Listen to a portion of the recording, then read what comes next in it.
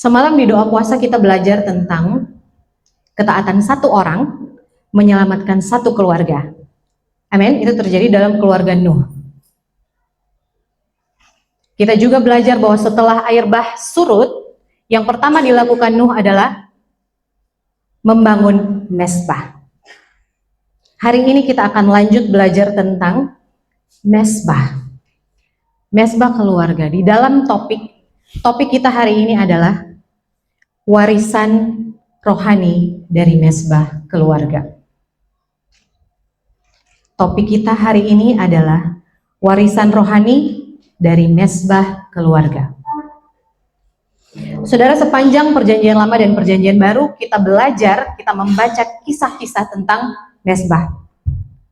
Siapa yang sudah baca Alkitab perjanjian baru, perjanjian lama, Kejadian sampai Wahyu? Ada? Oh, 3 orang, 5 orang. Yang lain belum? Saudara, di kita punya grup itu ada jadwal setahun membaca Alkitab, saudara bisa ikut. Setelah habis tahun ini, kita akan selesai membaca dari Kejadian sampai Wahyu. Tidak berurutan, dia acak, tapi sampai ke akhir tahun nanti saudara akan sudah selesai baca dari Kejadian sampai Wahyu. Oke, pertama kali kata mesbah disebutkan, bahasa Ibrani-nya misbeah. Pertama kali disebutkan adalah waktu peristiwa air bah surut itu. Waktu Nuh keluar dari bahtera dan membangun mesbah, mempersembahkan korban untuk Tuhan. Itu pertama kalinya kata mesbah disebutkan, ditulis di dalam Alkitab. Kemudian terus menerus setelah itu kita membaca pada bagian-bagian selanjutnya. Di Kejadian 12 ayat 7 misalnya, Abram membangun mesbah untuk Tuhan. Nggak perlu dibuka, sudah catat aja nanti. Abram mendirikan mesbah bagi Tuhan di tempat dekat Sikem antara Betel dan Ai. Dan seterusnya. Setelah Abram, anaknya Ishak juga melakukan hal yang sama. Ishak juga membangun mesbah untuk Tuhan waktu dia menggali sumur di Beersheba, yang sumur itu dinamakan Rehobot. Setelah Ishak, anaknya, cucu Abraham juga mendirikan mesbah setelah dia bertemu dengan Esau. Masih banyak lagi kita baca kisah tentang mesbah. Saudara, mesbah, kita masuk di dalam pengertian mesbah. Apa itu mesbah?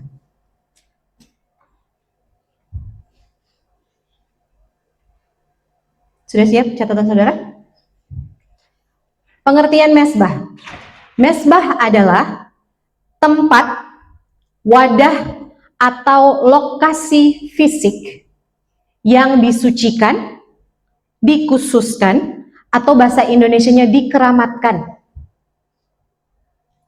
untuk aktivitas spiritual, untuk mengorbankan sesuatu, mengikat perjanjian, dan berkomunikasi dengan dunia roh.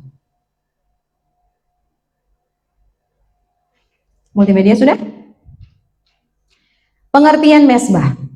Mesbah adalah tempat, wadah, atau lokasi fisik yang disucikan, dikhususkan, disakralkan, dikeramatkan untuk aktivitas spiritual, yaitu mengorbankan sesuatu, mengikat perjanjian, dan yang terakhir, saudara ingat, berkomunikasi dengan dunia roh. Mesbah adalah pintu gerbang dunia roh ke dunia fisik, dunia jasmani. Mesbah adalah portal. Semua bilang mesbah adalah portal. Mesbah harus punya kriteria sebagai berikut. Dia harus punya 3 hal. Untuk satu tempat fisik bisa menjadi mesbah, harus punya 3 kriteria. Yang pertama, dia harus ada lokasi fisiknya. Harus nyata, harus real, bisa dipegang, bisa dilihat. Oke? Untuk menjadi mesbah, dia harus ada lokasi fisik, lokasi atau tempat khusus fisik secara jasmani. Yang kedua, dia harus punya korban. Yang ketiga, dia harus punya imam. orang yang melayani mesbah itu. Imam atau bahasa dunia dibilang medium. Saudara pernah dengar? Medium. Pengantara. Waktu dunia roh itu terbuka, waktu dimensi roh itu terbuka, roh-roh itu turun, dia harus, karena dunia roh itu tidak terlihat ya, dia perlu medium, perlu alat. Amin. Jadi dia perlu orang yang melayani, menjadi pengantara, menyampaikan apa yang perlu disampaikan dari dunia roh ke dunia jasmani. Amin. Sudah mengerti sampai sini? Oke. Mesbah itu terbagi menjadi dua kategori. Mesbah Tuhan Allah kita yang benar. Yang kedua, mesbah asing. Mesbah asing adalah mesbah ala-ala asing, mesbah dewa-dewa, mesbah roh jahat. Karena kita tahu satu-satunya Allah adalah Tuhan kita Yesus Kristus. Tidak ada Allah lain di hadapan Tuhan selain. Tapi manusia dalam praktek hidup kita, karena dunia roh itu juga terbagi menjadi dua kerajaan. Kerajaan terang dan kerajaan gelap. Maka mesbah juga terbagi menjadi dua kategori. Mesbah bagi Tuhan yang benar dan mesbah asing untuk Allah-Allah lain. Mayoritas orang Kristen yang saya tahu hanya tahu mesbah itu Kristen. Ya, kalau kita bilang mesbah itu bahasa Kristen. Bahasa Kristen karismatik. Ya, kalau kita bilang mesbah keluarga. Tapi mesbah ini sudah dipraktekkan beribu-ribu tahun, berabad-abad. Dari zaman perjanjian lama, bahkan sampai saat ini di dunia modern, di waktu modern, mesbah itu masih dipraktekkan. Karena manusia punya kerinduan untuk punya komunikasi dengan kuasa yang lebih tinggi. Kenal Tuhan atau tidak kenal Tuhan, semua manusia itu punya kerinduan untuk bisa tahu siapa penciptanya, minta kuasa yang lebih besar. Amin, saudara. Di Alkitab, mesbah ala-ala asing itu biasanya disebutkan sebagai bukit-bukit pengorbanan, tiang-tiang berhala. Ya, di Alkitab itu di Perjanjian Lama banyak sekali ditulis tempat-tempat yang dikhususkan untuk menyembelih hewan atau manusia. Seperti yang terjadi di Kanaan yang kita baca di Perjanjian Lama. Satu contoh yang paling ngeri di dalam Alkitab yang Tuhan sangat menentangnya adalah pengorbanan anak-anak. Misalnya satu keluarga punya anak, supaya tanaman mereka subur, supaya ternak mereka berkembang biak, mereka harus ambil satu anaknya, mempersembahkan kepada Dewa Molok. Saudara bisa baca di dalam Alkitab. Mempersembahkan kepada Dewa Molok, dibakar hidup-hidup. Tuhan sangat menentang itu. Itu salah satu contoh mesbah ala asing. Untuk mendapatkan kesuburan tanah, kesuburan kandungan, supaya tidak mandul. Ini bukan dongeng atau legenda. Ini benar-benar terjadi. Dan masih terjadi, yang bakar anak-anak, mempersembahkan anak-anak itu masih terjadi sampai sekarang. Ada yang di dunia modern dengan cara yang berbeda. Tidak dengan membakar anak hidup-hidup. Tapi saudara lihat di dunia hiburan, saudara tahu Epstein Files? Korbannya siapa? Anak-anak kan? Ya. Kisah paling terkenal tentang mesbah roh jahat dan mesbah Tuhan di dalam Alkitab adalah waktu Elia melawan nabi-nabi Baal di Gunung Karmel. Betul ya? Ada dua mesbah kan? Yang satu ada batu-batunya, lokasi fisiknya, tempatnya, dua-duanya ada korbannya, betul? Dua-duanya ada imamnya, ada mediumnya. Amin? Ya, sudah mengerti ya? Oke. Di mana mesbah Tuhan didirikan, korban persembahan diberikan, dan orang-orang yang melakukan kebenaran ada berkat Tuhan. Kita buka Keluaran 20 ayat 24.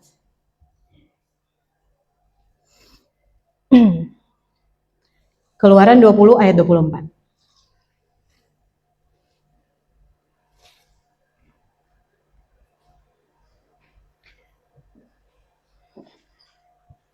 Ini perintah Tuhan kepada Musa. Oke, kita baca sama-sama. 1, 2, 3. Kau buatlah bagiku mezbah dari tanah dan persembahkanlah di atasnya korban bakaranmu dan korban keselamatanmu, kambing dombamu dan lembu sapimu. Pada setiap tempat yang ku tentukan menjadi tempat peringatan bagi namaku, aku akan datang kepadamu dan memberkati aku. Di mana mezbah didirikan, ada roh yang turun. Amin. Di sini waktu mezbah Tuhan Allah didirikan, Tuhan bilang, aku akan datang kepadamu. Amin. Sama dengan mezbah Allah asing, di mana mezbahnya ada, korbannya ada, imamnya ada, rohnya turun.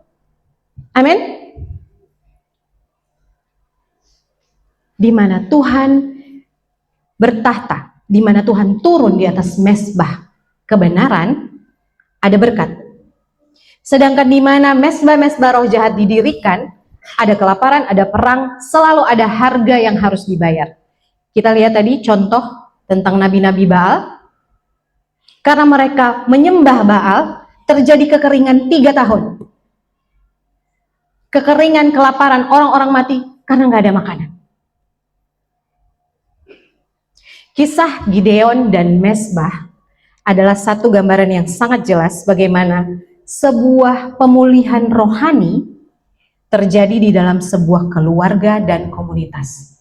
Karena hari ini topik kita adalah warisan rohani dari mezbah keluarga. Mari kita buka Hakim-Hakim 6 ayat 1 sampai 32. Sebelum Gideon dipanggil Tuhan, sebelum Gideon diutus, bangsa Israel mengalami penindasan terus-menerus. Saudara baca tadi ayat 1, ayat 2, ayat 3. Mereka datang dengan jumlah yang begitu banyak. Seperti belalang, kata firman Tuhan. Banyak sekali. Bangsa Israel terus-terusan hidup di dalam ketakutan, di dalam penindasan, dalam peperangan, dalam kelaparan. Firman Tuhan bilang, melarat. Sampai mereka nggak aman tinggal di kota-kota mereka, mereka bikin tempat perlindungan di gunung-gunung.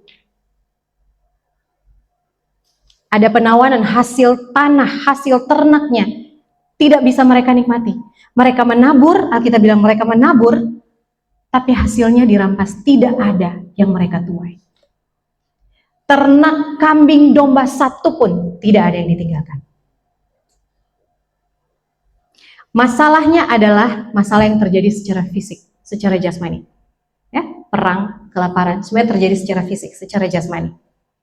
Tapi kesalahannya bukan pada keamanan militer bangsa Israel. Kenapa mereka diperangi begitu banyak orang Amalek, orang Midian, orang-orang sebelah timur? Bukan karena sistem pertahanannya, keamanan negaranya, bukan. Masalahnya pada mezbah yang salah.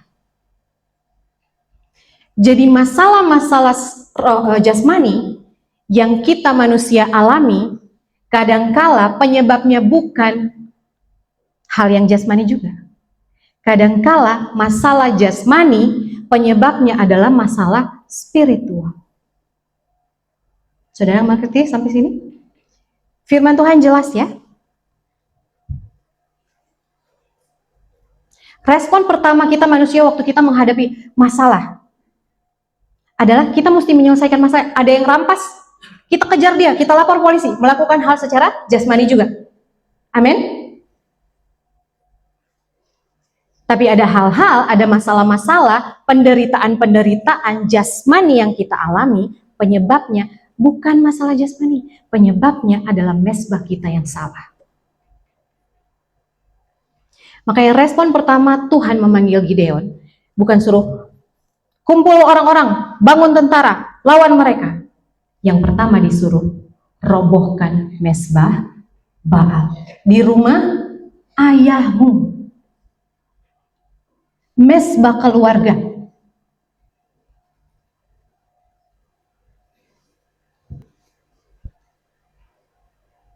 Jadi untuk masalah dan penderitaan jasmani yang dialami bangsa Israel, yang pertama Tuhan suruh lakukan adalah runtuhkan mezbah Baal dan tebang tiang berhala. Yang kedua, bangun mezbah bagi Tuhan. Yang ketiga, persembahkan korban di atas mezbah bagi Tuhan. Urut-urutannya itu penting. Yang pertama harus meruntuhkan dulu mezbah asing atau mezbah roh jahat. Yang kedua, bangun mezbah bagi Tuhan. Yang ketiga, persembahkan korban di atasnya. Baru kelepasan terjadi, baru pemulihan terjadi, baru kebebasan terjadi.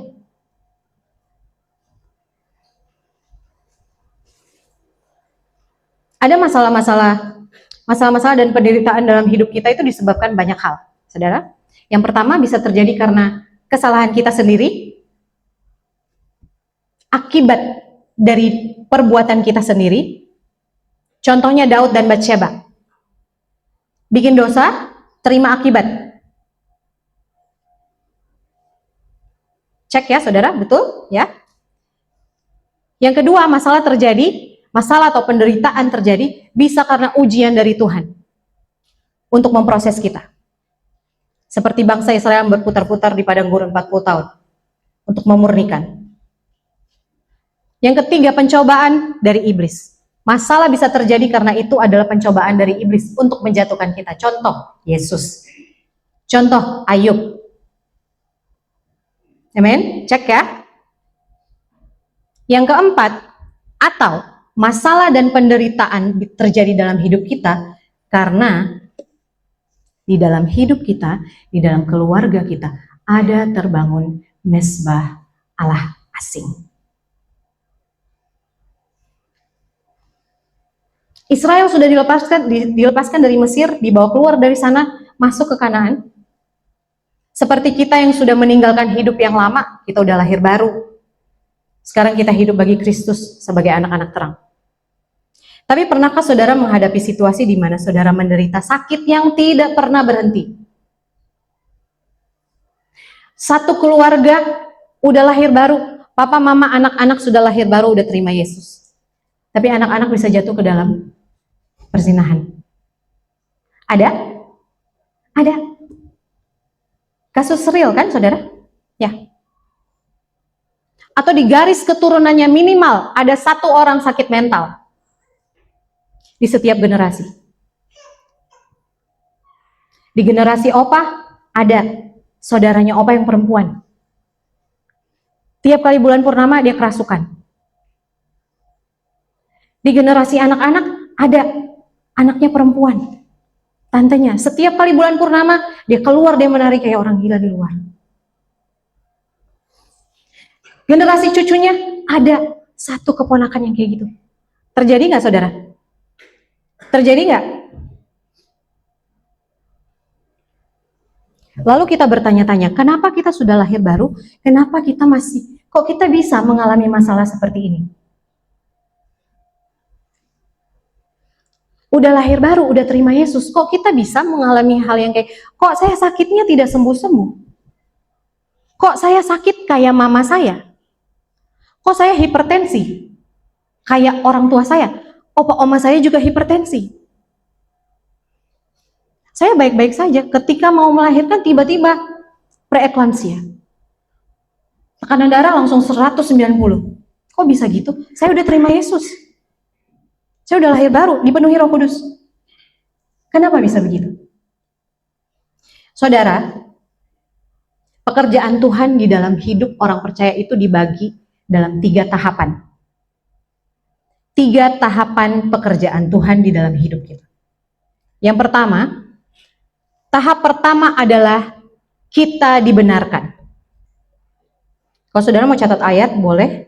Roma 3 ayat 24 dan Roma 5 ayat 1. Yang pertama, dibenarkan.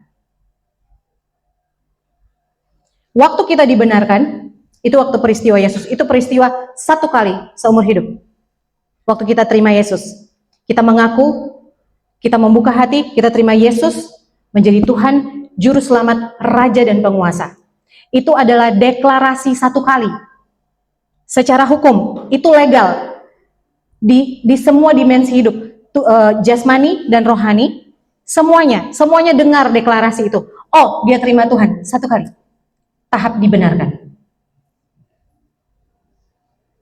Kita dibenarkan, pembenaran itu kita terima secara gratis. Karena iman. Tahap kedua, kita dikuduskan. Saudara tadi dapat ya ayat yang di tahap pertama? Karena saya tidak mau berbicara hanya dari pikiran sendiri. Selalu harus ada dasar Alkitabnya. Tadi tahap pertama untuk pembenaran itu, kita dibenarkan ayatnya di Roma 3 ayat 24 dan Roma 5 ayat 1. Sedangkan tahap pengudusan, dikuduskan. Coba kita buka dulu 1 Tesalonika 4 ayat 3.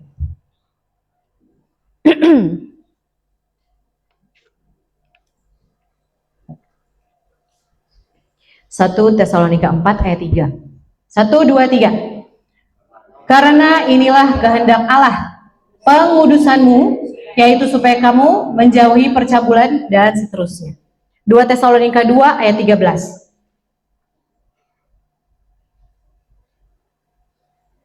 1, belum. Ya, 1, 2, 3. Akan tetapi, kami harus selalu mengucap syukur kepada Allah karena kamu, saudara-saudara yang dikasihi Tuhan, sebab Allah dari mulanya telah memilih kamu untuk diselamatkan dalam roh yang menguduskan kamu dan dalam kebenaran yang kamu percayai. Tahap pengudusan adalah, kalau yang tadi tahap pembenaran itu terjadi satu kali seumur hidup. Tahap pengudusan adalah tahap yang berlangsung seumur hidup kita. Seumur hidup kita, kita dikuduskan. Kenapa begitu? Itu pekerjaan Roh Kudus, supaya semakin hari kita semakin serupa Kristus. Amin. Jadi proses pengudusan ini tidak akan berakhir sampai kita mati. Begitu ada yang tidak murni, ditebang, dipotong. Begitu ada, makanya kita perlu proses, kita perlu bergesekan. Itu fungsinya adalah pengudusan, saudara. Jadi jangan kecil hati waktu ada masalah. Terima bahwa ini adalah cara Tuhan menguduskan saya. Waktu ada gesekan dengan sesama. Waktu ada masalah, ada tekanan. Dan kita harus tetap percaya pengudusan kita lagi dikerjakan. Sudah? Tahap pertama kita dibenarkan, tahap kedua kita dikuduskan, tahap ketiga kita dimuliakan. Hah? Kok dimuliakan? Yang dimuliakan kan hanya Tuhan Yesus. Dimuliakan ini adalah tahapan terakhir dan tahapan yang tidak akan berakhir. Karena sifatnya kekal.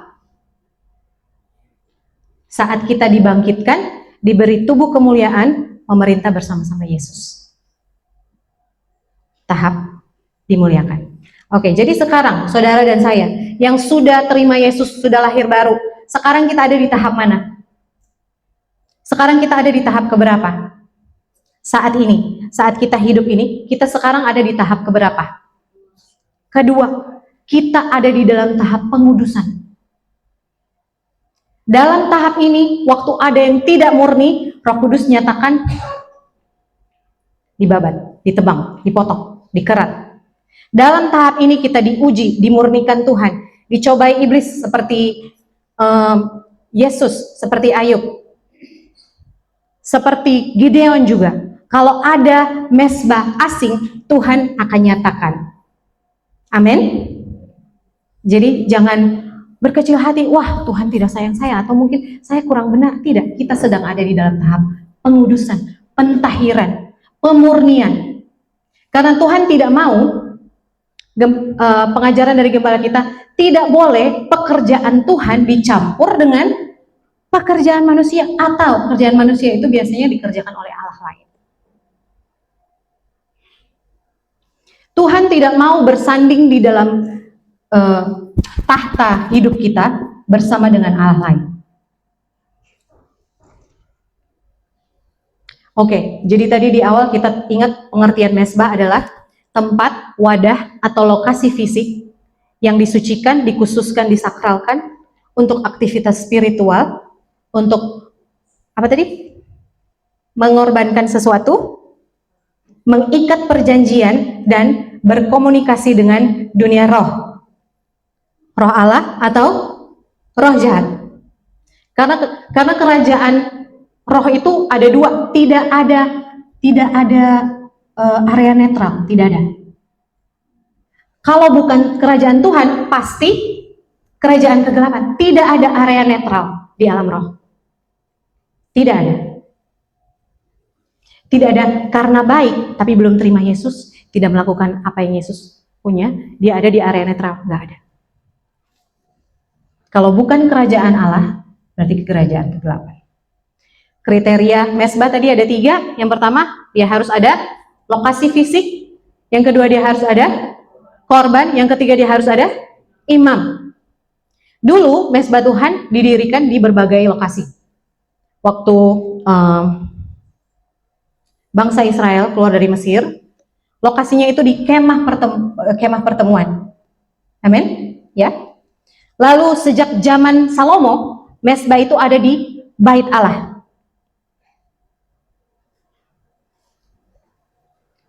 Kalau saudara ikut jadwal baca kita, hari ini kita giliran baca di Roma 12. Waktu zaman itu, mesbahnya ada di kemah pertemuan, ada di Bait Allah. Sekarang, saat ini, mesbah Tuhan ada di mana? Mesbah itu ada di mana, saudara? Roma 12 ayat 1. Roma 12 ayat 1. Sudah hafal kan ini kita? 1, 2, 3. Karena itu saudara-saudara, demi kemurahan Allah aku menasihatkan kamu supaya kamu mempersembahkan tubuhmu sebagai persembahan yang hidup, yang kudus, dan yang berkenan kepada Allah. Itu adalah ibadahmu yang sejati. Wadahnya apa? Wadah jasmaninya apa? Kita mesti cek 3 kriteria itu. Wadah jasmaninya apa? Tubuh. Tubuh kita, sesuai ayat ini. Persembahannya apa? Tubuh kita juga. Amin. Yang mempersembahkan imamnya siapa? Siapa yang disuruh mempersembahkan? Kita. Kita mesbahnya, kita lokasinya, kita wadahnya, kita korbannya, kita imamnya. Sudah mengerti sampai sini? Terlepas dari kerajaan kegelapan atau kerajaan terang, kita ini mesbah. Kita terbuka untuk roh Allah atau roh jahat. Karena kerajaan itu ada 2. Kita mesbah ini, manusia ini, kenapa bisa ada orang jahatnya itu udah bukan kayak manusia? Mesbahnya, portal itu terbuka untuk roh jahat turun bermanifestasi, dia perlu medium. Amin, saudara sudah mengerti? Jadi mesbah itu, manusia sebagai mesbah ini bukan saja terbuka untuk Tuhan, kita juga terbuka untuk roh jahat. Tergantung siapa yang saudara pilih untuk melayani. Tergantung siapa yang saudara pilih untuk mengorbankan hal yang paling berharga.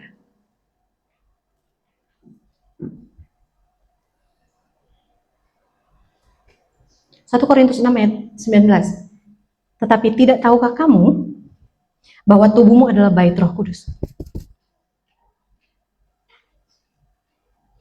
Setelah ini kita akan masuk pada hal-hal teknis tentang mesbah. Saya minta saudara catat selama firman diberitakan. Roh Kudus akan menyampaikan kepada saudara, Roh Kudus akan mengingatkan saudara, mewahyukan kepada saudara bagian-bagian mana yang masih ada mesbah Allah asing di dalam hidup kita. Saudara catat. Oke. Oh ya, ini yang tentang dimuliakan tadi, tahap ketiga ya. Ayatnya di Roma 8 ayat 30. Saudara yang mau catat boleh, tahap ketiga ini ayatnya. Roma 8 ayat 30. Thank you. Karena hari ini kita tidak saja belajar, kita bukan saja belajar hari ini, kita juga akan melakukan apa yang firman Tuhan ajarkan hari ini. untuk Gideon. Kalau Gideon disuruh meruntuhkan mesbah Baal, hari ini, setelah ini, kita juga akan meruntuhkan masing-masing mesbah asing yang ada di dalam hidup kita dan garis keturunan kita.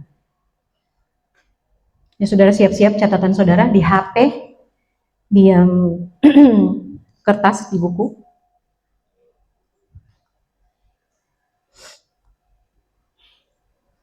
Mesbah roh jahat sifatnya juga sama dengan mesbah Tuhan. Sifatnya sama. Ada tempatnya, lokasi fisiknya, ada korbannya, ada imamnya.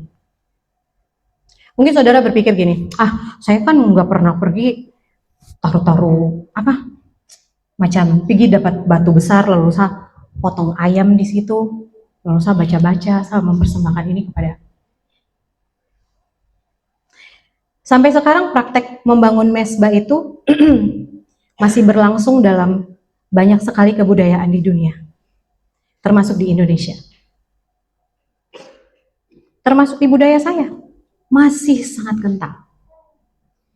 Praktek itu diterima menjadi budaya. Padahal itu praktek spiritual. Diterima di masyarakat sebagai, tentu saja diterima sebagai kebudayaan, karena iblis itu harus memoles sesuatu semenarik mungkin supaya kita melenceng dari melayani Tuhan. Yang saya sampaikan setelah ini pasti akan menyinggung banyak sekali dari saudara, tapi saya harus sampaikan kebenaran. Di hampir semua budaya ada lokasi fisik, ada lokasi jasmani yang dikeramatkan, disucikan. Saya bicara karena budaya saya, keluarga saya, garis keturunan saya melakukan itu, saudara. Orang-orang tua perempuan di garis keturunan saya itu medium.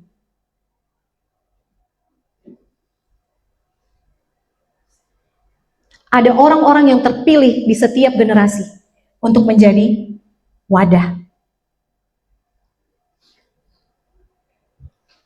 Punya mesbah asing, bisa berkomunikasi dengan dunia roh.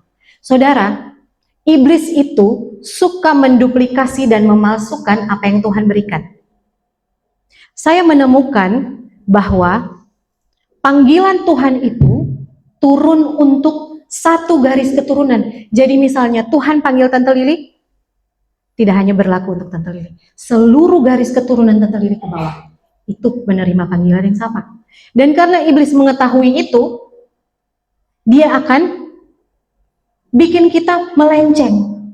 Semua orang yang punya kemampuan medium, sihir, bisa melihat dalam dunia roh, itu sebenarnya punya karunia profetik.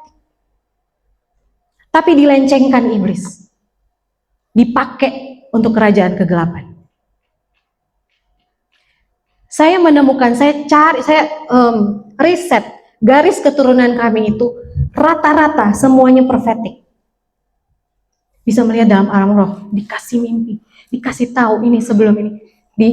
Di atas, di orang tua saya, dua-duanya profetik. Di atas mereka ada.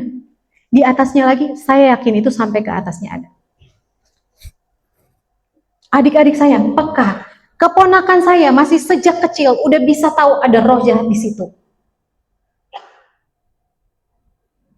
Tapi waktu generasi kami, leluhur-leluhur kami belum mengerti kebenaran, dipakai iblis untuk melakukan pekerjaannya.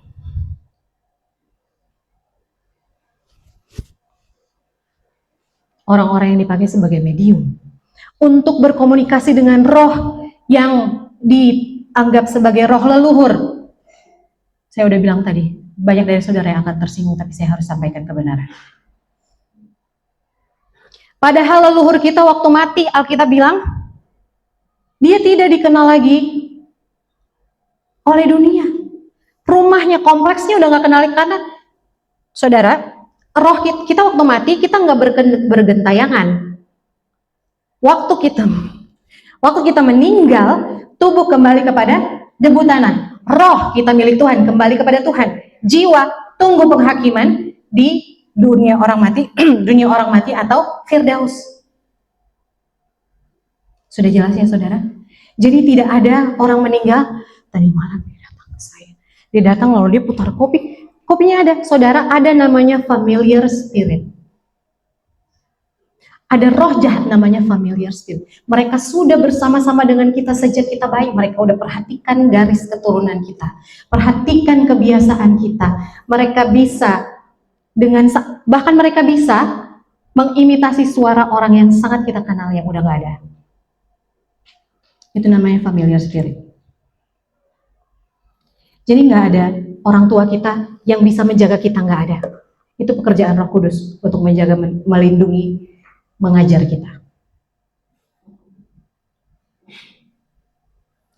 Kita, orang leluhur-leluhur kita melakukannya karena mereka nggak tahu. Mereka tidak tahu kebenaran. Kita melakukannya, kita yang masih melakukannya, karena ini budaya keluarga. Kebiasaan keluarga, betul? Betul saudara? Masih bawa makanan ke kubur? Siapa yang makan saudara itu? Itu korban, ada tempat fisiknya, saudara bawa persembahannya, lalu saudara yang melayani di situ. Siapa yang hadir di situ? Apakah Roh Allah hadir di situ? Tidak. Bukan Roh Allah yang hadir di situ.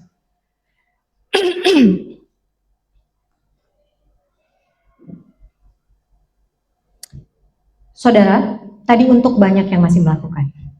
Tapi untuk saudara yang tidak lagi melakukan, orang tua saya begitu, tapi saya tidak melakukan lagi. Kami tidak melakukan itu lagi. Orang tua saya tidak melakukan praktek itu. Tapi selama mesbah itu masih ada, portal itu masih terbuka. Mesbahnya harus diruntuhkan. Makanya tadi saya bilang, saudara ambil buku, saudara catat. Portal-portal apa yang masih terbuka? Dengan cara seperti apa portal itu dibuka? Karena pintu yang terbuka memberi hak secara hukum legal untuk iblis masuk ke dalam garis keturunan saudara, masuk ke dalam keluarga kita. Karena itu pelayanan pelepasan sangat penting untuk meruntuhkan mesbah-mesbah roh jahat itu. Pelepasan menurut saya itu tidak bisa terjadi hanya satu kali. Pelepasan menurut saya harus terjadi secara progresif. Kenapa? Karena kita ini disingkapkan kebenaran itu berprogres, kan? Apa yang kebenaran ada yang kebenaran yang dulu kita tidak tahu, sekarang kita tahu. Amin. Yang dulu kita pikir biasa saja, sekarang kita tahu itu salah, itu mesbah asing. Amin. Saya sendiri mendapat pelayanan pelepasan 3 kali. 3 kali bukan ini angka keramat, bukan ya?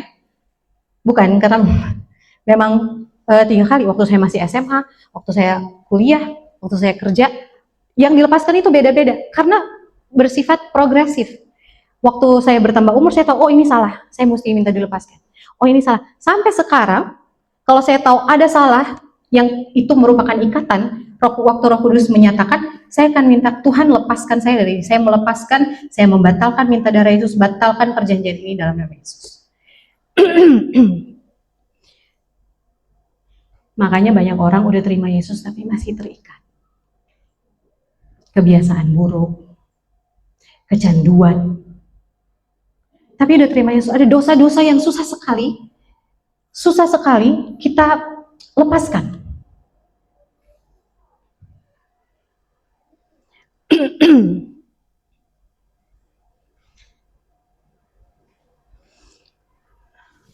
Saudara udah ada yang dicatat tentang apa yang perlu saudara lepaskan? Nanti sebentar saya akan kasih ciri-ciri ya saudara. Di pelepasan saya kasih contoh ya saudara. Kenapa pelepasan itu harus bersifat progresif? Pelepasan saya yang pertama itu melepaskan hal-hal yang terlihat. Misalnya saya tuh sangat tidak bisa mengontrol marah. Orang kalau lihat saya, muka saya tuh kayak mau bekalai begitu. Dan gampang sekali naik darah. Waktu pelepasan pertama itu melepaskan hal-hal yang jelas terlihat ya. Pelepasan yang kedua, saya mulai mengerti prinsip dunia roh, ada mentor dan ada kakak-kakak rohani yang membimbing saya. Jadi saya mulai mengerti, oh, di garis keturunan saya, leluhur saya itu ada sejarah, bukan leluhur, baru di atas orang tua saya.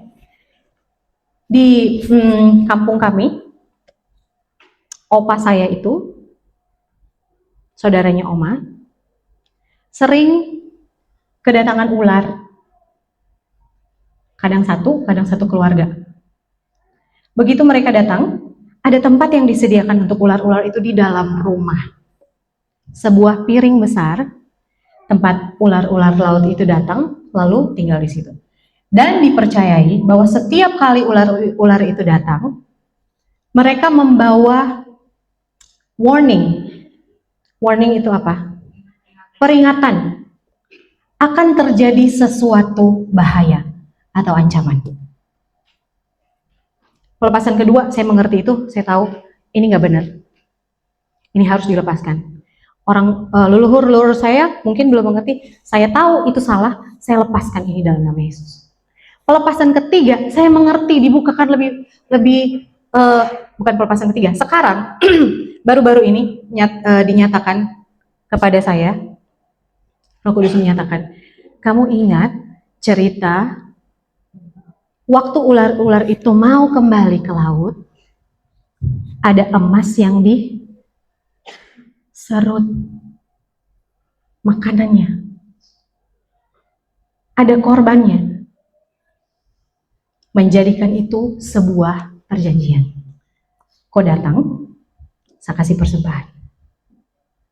Kau jaga saya kasih persembahan ini. Itu mengikat bukan saja opak kita sebagai kepala kampung, mengikat seluruh garis keturunan kita sampai ke bawah. Dalam hal finansial, emas, uang.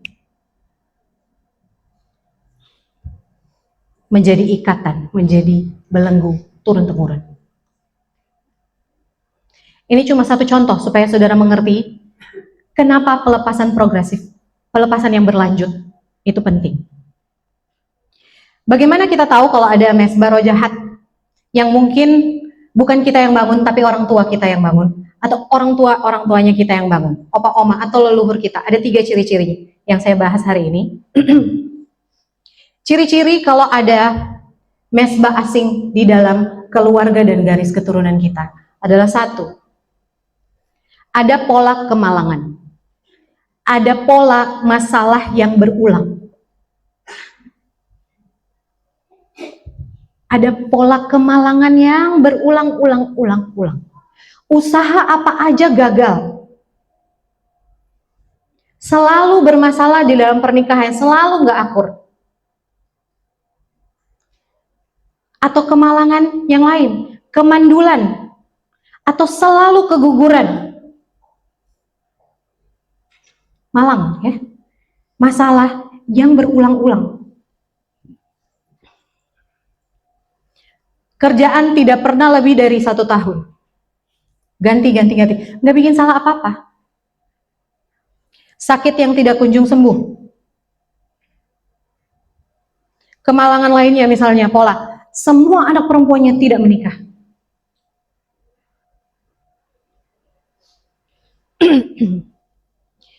Yang pertama itu tadi, pola kemalangan yang berulang. Yang kedua, kemacetan dan penundaan.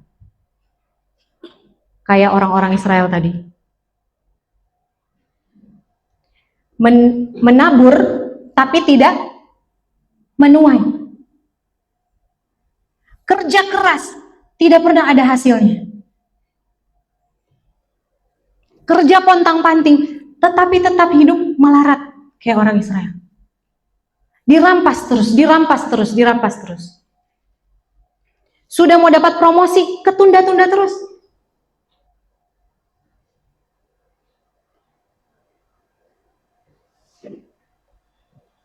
Urusan rumah dan tanah, nggak maju-maju, macet. Dioper ke sana kemari, jadi kayak pingpong, tidak kelar-kelar. Seperti udah mau dapat jawaban doa nih, kayak udah kelihatan di ujung sana, nggak jadi. Bukan salah Tuhan. Kita berdoa, Tuhan kenapa, Tuhan kenapa? Hari ini Tuhan kasih tahu, mungkin salah satu penyebabnya adalah karena ada mezbah asing di rumah kita. Atau bukan di rumah kita, di garis keturunan kita. 3 ciri-cirinya. Bagaimana kita tahu ada mezbah asing di dalam keluarga kita atau garis keturunan kita? Yang ketiga, ikatan turun-temurun.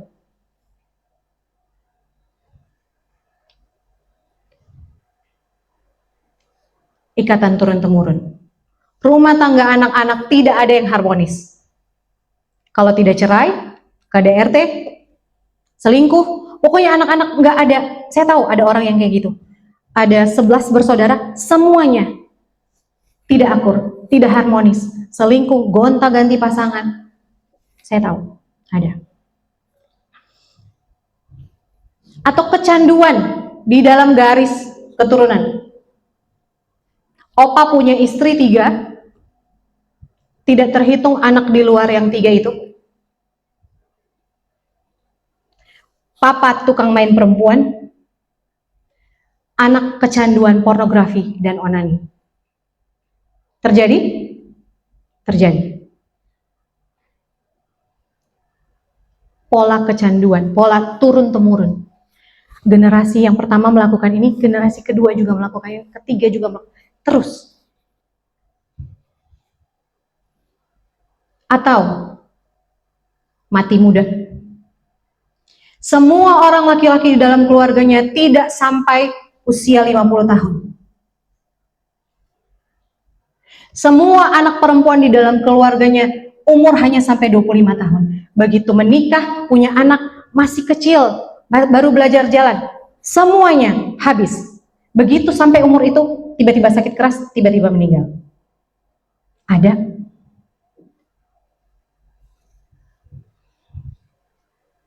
Saudara udah cek? Saudara teringat sesuatu? Roh Kudus menyatakan sesuatu untuk saudara? Saudara catat. Buyutnya peminum, opanya peminum, papanya peminum, anaknya sekarang udah mulai ngumpul-ngumpul minum mabuk. Yes, itu kutuk keluarga karena mezbah asing. Atau di seluruh keturunan dari garis keturunan atas sampai bawah, semuanya melarat, nggak ada orang kaya. Atau paling tidak hidupnya itu mapan, tidak ada. Semuanya menderita dari atas sampai bawah. Ada. Itu berarti ada mezbah asing di dalam keluarganya. Karena mezbah bersifat turun-temurun, saudara. Ketaatan atau perlawanan satu orang mempengaruhi satu keluarga, bahkan satu garis keturunan. Satu garis keturunan itu dari generasi atas sampai kita punya anak, cucu, terus. Itu satu garis keturunan ya, saudara. Tadi kita baca saat Tuhan suruh Gideon meruntuhkan mezbah, itu adalah mezbah ayahnya, mezbah keluarga. Artinya mezbah apapun yang kita bangun dalam hidup kita, mezbah Tuhan atau mezbah asing, roh jahat, itu akan menjadi warisan. Sadar atau tidak sadar, kita melakukan atau tidak, kita menerima warisan rohani dari leluhur kita, dari orang tua kita. Entah itu warisan dari kerajaan terang atau kerajaan gelap, tapi kita terima, kita sadar atau tidak. Dan sadar atau tidak, kita juga mewariskan mezbah rohani kepada anak cucu, cicit, seterusnya. Contoh mezbah yang diwariskan, mezbah Tuhan. Tadi saya sebutkan pertama, Abraham membangun mezbah bagi Tuhan di antara Betel dan Ai. Dan memanggil nama Tuhan di sana. Bertahun-tahun kemudian, waktu cucunya Yakub melarikan diri dari kakaknya Esau, dia sampai ke tempat itu, apa yang dialami? Perjumpaan dengan Tuhan. Pernyataan dari Tuhan. Mezbah itu diwariskan. Nanti saudara baca lagi kisah itu. Waktu dia bermimpi ada tangga naik ke surga, malaikat naik turun. Itu tempat persis di mana opanya dulu membangun mezbah. Saudara bisa search ini juga di internet. Kalau kita jadikan hidup kita ini seperti Roma 12 ayat 1. Mezbah dan persembahan dan kita menjadi imam yang melayani Tuhan. Anak cucu kita sampai seterusnya mendapat warisan iman. Berkat mengikuti mereka. Kemana saja mereka pergi orang bermurah hati. Mereka kenal Tuhan. Mereka hidup benar, dapat perkenanan Tuhan. Hidupnya berbuah, hidupnya berhasil. Kalau kita menjaga hidup kita sebagai mezbah Tuhan Allah yang benar. Tapi kalau hidup kita ini, tubuh kita jadikan mezbah untuk roh asing, roh jahat, atau kita mewarisi mezbah asing dari leluhur kita, yang belum kita runtuhkan, seperti Gedeon. Kita alami hidup tertindas. Tadi ada contoh-contoh. Kita mengalami kerja keras tapi tidak ada hasil. Bahkan kematian yang menjadi akibat dari mezbah asing tadi. Ada contoh juga di Alkitab tentang mezbah asing.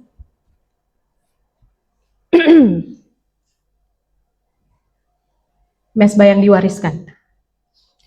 Yang tadi kita contohnya Abraham, sekarang Abraham juga. Sudah tahu bahwa orang tua papa Abraham, Terah itu adalah penyembah berhala. Makanya Tuhan suruh Abraham, keluarlah dari rumah bapamu. Ada sejarah yang menulis, ada sumber yang menulis bahwa Terah itu adalah pembuat barang-barang berhala. Dan kutuk di dalam keluarga mereka adalah kemandulan. Saudara bisa baca di Alkitab. Terah itu, orang-orang zaman dulu itu menikah biasanya relatif masih muda ya, umurnya ya. Tapi Terah baru punya anak waktu dia umur 70 tahun. Abraham, Sarah, mandul. Abraham baru punya anak dari Sarah, umur 100 tahun. Turun ke Ishak, Ribka, mandul.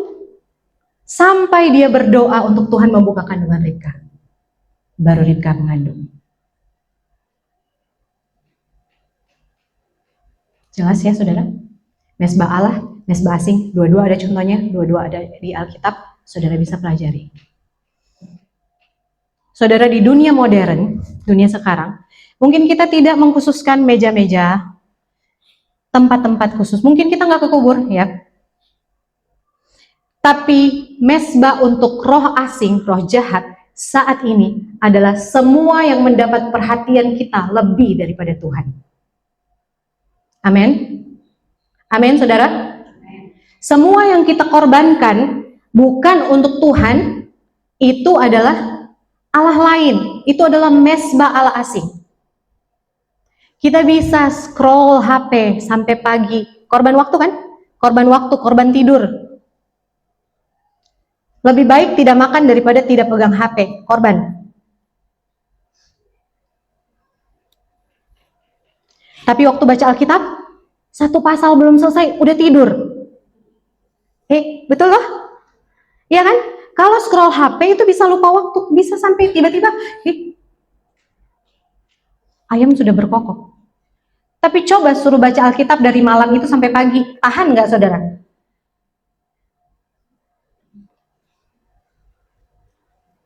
Dosa yang kita pelihara, mezbah Allah asing dalam hidup kita, adalah dosa yang kita pelihara. Dosa yang sayang kita lepaskan. Dosa yang terasa nikmat waktu kita lakukan. Jadi berapa banyak pun yang kita korbankan nggak apa-apa. Itu prinsip mezbah.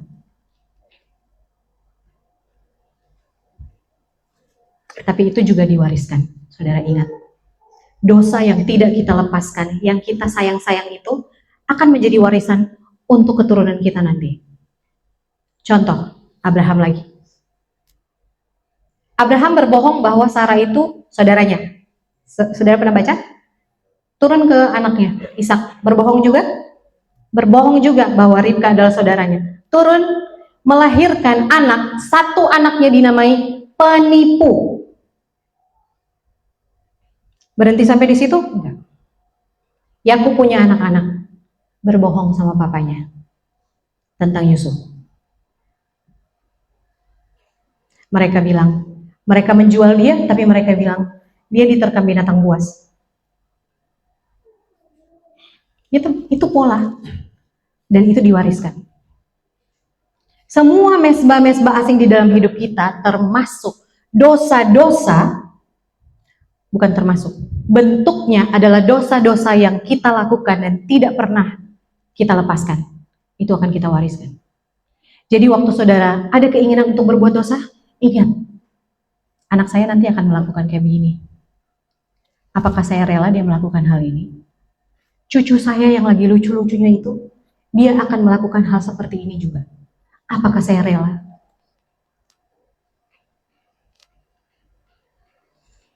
Saudara, kisah Gideon dan Mesbah mengajarkan kita bahwa transformasi itu dimulai dari diri kita, keluarga kita. Amin. Itu dimulai bukan dengan merubah situasi yang kelihatan ini, bukan. Karena prinsipnya adalah itu dimulai di alam roh. Dimulai dengan memperhatikan kondisi mesbah kita. Apakah ada mesbah asing dalam hidup kita? Apakah ada mesbah asing yang diwariskan kepada kita? Kalau ada, hari ini kita akan runtuhkan. Kalau saudara sudah punya catatannya semuanya, kita akan runtuhkan hari ini. Hanya untuk bagi saudara yang mau dan rela. Gak bisa terpaksa. Saya nggak bisa berdoa untuk saudara lepas kalau saudara sendiri nggak mau lepaskan. Itu kayak saya masuk di rumah Tante Salo, lalu saya suruh, kamu semua orang-orang di rumah keluar. Tante Salo marah kan tidak? Marah ya, kok siapa aku suruh dong keluar? Saya yang terima dong tinggal di sini baru. Prinsipnya begitu ya. Dunia roh itu sangat legalistik. Artinya semuanya diatur oleh hukum, ada prinsip-prinsipnya. Kalau saudara rela, saudara akan terlepas. Tapi kalau saudara belum rela, itu tidak akan dilepaskan. Sebelum kita mengalami kebebasan, pemulihan, pengudusan, semua mesbah asing itu harus diruntuhkan.